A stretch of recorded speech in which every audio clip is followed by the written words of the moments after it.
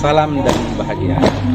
Saya Slamet Sarjono, CGP Rekognisi Angkatan 11 akan mempraktikkan segitiga restitusi terkait permasalahan yang sedang dihadapi adik-adik penggalang. Selamat menyaksikan.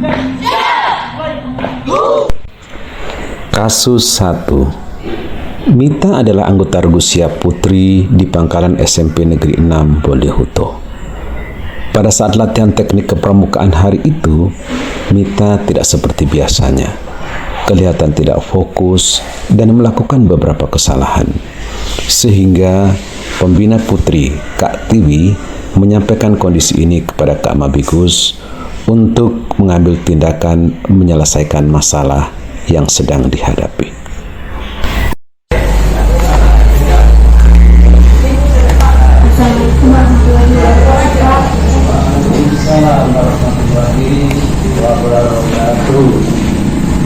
Gimana kabar Mita? Alhamdulillah kabar saya baik Pak. Oke, mari kita masuk ya. Baik Pak, terima kasih. Biasa.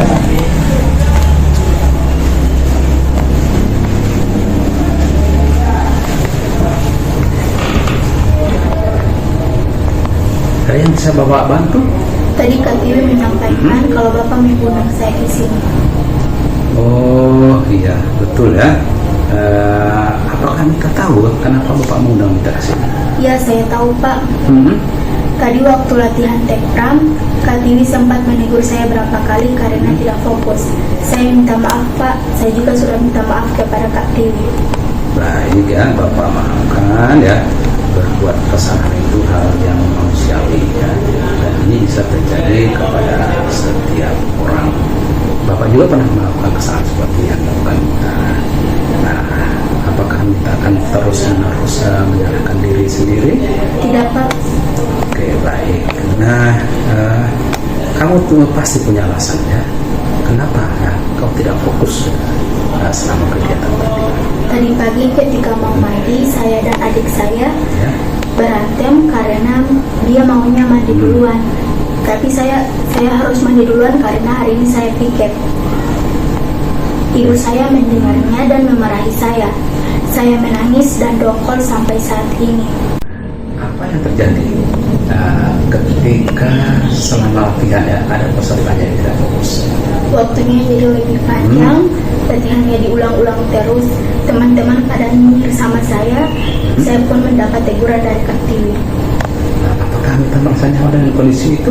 Tidak Pak, Kalau kamu sudah menyadari hal itu, apa yang akan kamu lakukan agar besok kamu bisa fokus?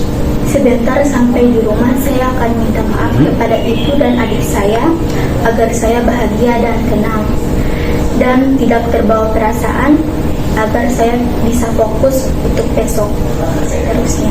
Ya, apa saja sih kesepakatan selama latihan? Mengikuti latihan dengan sungguh-sungguh, saling menghargai, kerjasama, mandiri dan bertanggung jawab. Apa yang bisa Bapak bantu ya agar kamu bisa menjadi lebih baik dari hari ini?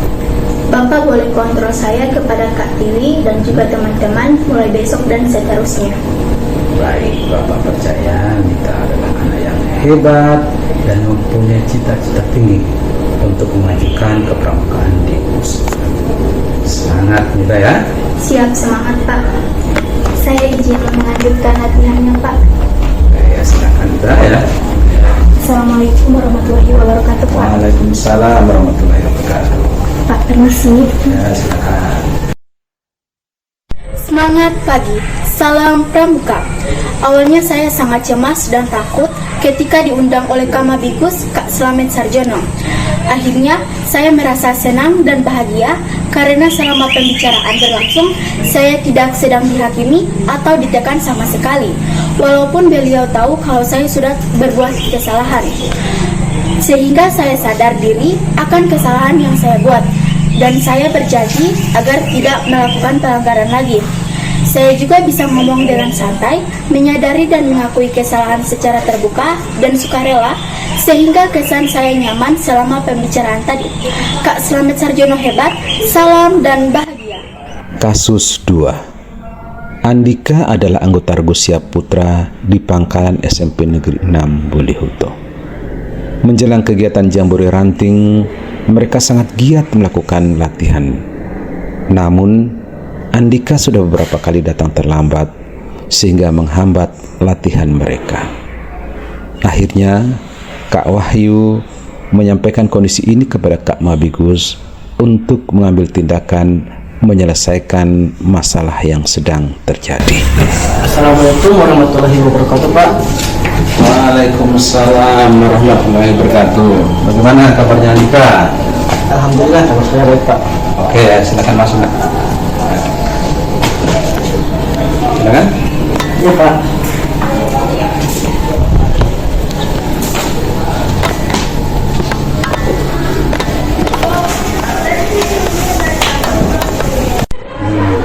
Andika tahu atau tidak ya kenapa Andika Bapak undang untuk bertemu? Saya tidak tahu, Pak. Nah, kalau begitu Bapak beritahu bahwa Bapak mendapat laporan dari kakak pembinamu Kak Wahyu bahwa kau sudah beberapa kali telat ya dalam latihan. Iya, Pak. Nah, apakah terlambat datang itu hal yang baik menurut Andika? Tidak baik, Pak. Maafkan kesalahan saya. Baik ya, Bapak akan maafkan kesalahanmu. Bahwa berbuat salah itu hal yang manusiawi. Tidak ada manusia yang sempurna dan Bapak pun pernah melakukan kesalahan. Bapak tidak mencari siapa yang salah, siapa yang benar ya. Nah, di sini kita akan mencari bagaimana menyelesaikan masalah. Kalau Andika terus-terusnya menyalahkan diri sendiri, apakah ini hal yang baik menurut kamu? Tidak baik, Pak. Oke, baik. Kamu pasti punya alasan ya, kenapa kau sampai terlambat datang latihan. Iya, Pak. Semalam saya telah tidur karena bermain game online. Jadi tadinya saya sangat telat, Pak. Padahal ibu saya sudah membangunkan saya. Tapi karena ngantuk saya tidur lagi, Pak.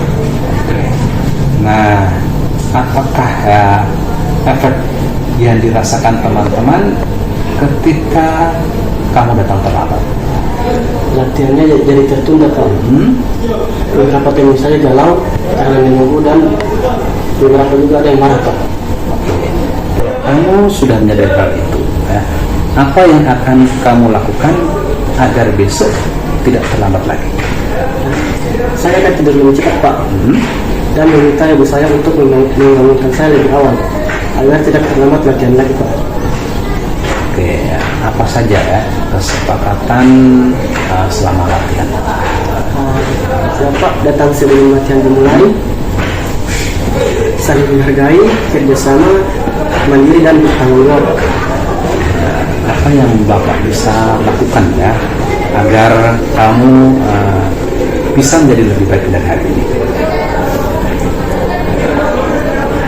Bapak boleh kontrol kehadiran saya, Pak, setiap latihan dan selalu mengingatkan saya mulai besok dan seterusnya, Pak. Bapak percaya Andika adalah anak yang hebat dan punya cita-cita tinggi untuk menjadikan Regu berprestasi di dalam Jambore Ranting nanti.